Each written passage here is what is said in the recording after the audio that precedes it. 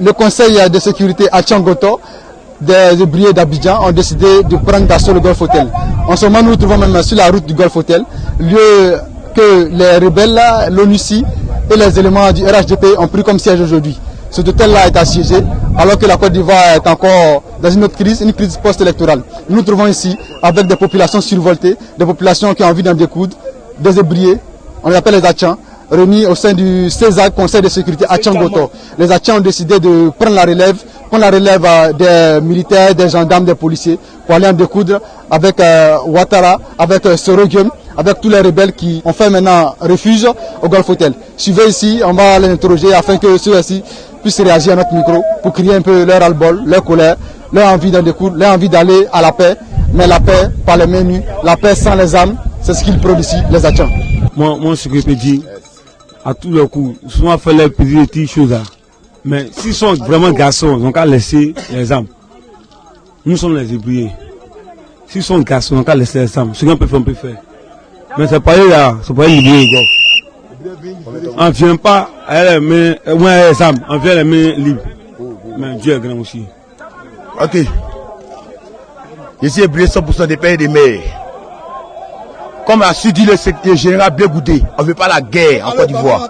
Mais au cas où il y a la guerre, les Ivoiriens sont prêts, et surtout les ouvriers.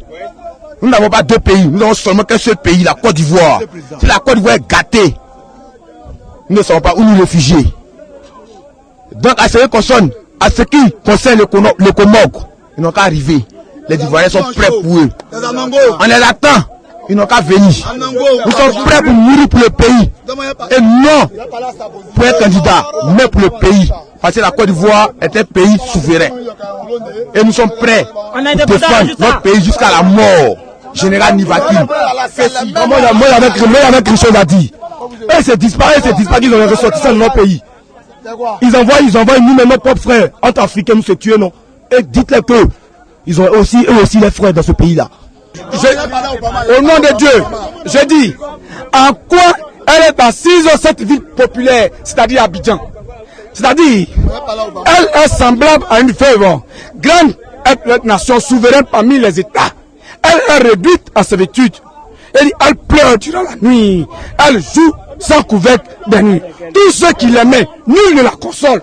C'est-à-dire que tous ceux qui aimaient la Côte d'Ivoire, nul ne la console aujourd'hui. Mais c'est pour vous dire que tous ceux qui l'aimaient, nul ne la console. Tous ses amis sont devenus ses infidèles.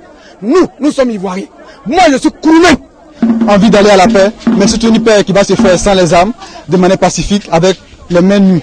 Les ouvriers ont décidé de prendre l'initiative et ils aimeraient que les autres populations de Côte d'Ivoire les embattent le pas afin de sortir le pays de cette crise post-électorale-là. Mais sortir aussi le pays de cette crise-là qui a commencé depuis 2002. Alors, ici aussi, il s'agit d'un homme de Dieu qui a sa Bible, mais en même temps les ouvriers aussi sont là, avec tout ce qu'on connaît comme folklore du pays, ouvrier du pays Atchan, afin de sortir la Côte d'Ivoire de cette crise-là. Ils ont voulu déloger le Golf Hotel, mais bon, il faut savoir s'ils les ont gardés. Les forces de l'ordre sont là, afin de les maintenir dans cet environnement-là. Il y a un checkpoint qui est là, ils savent quand même le respecter. On le sait, les ouvriers sont des personnes qui savent respecter l'autorité. Ils ont déjà fait montre de cela. Merci de nous avoir suivis, à bientôt.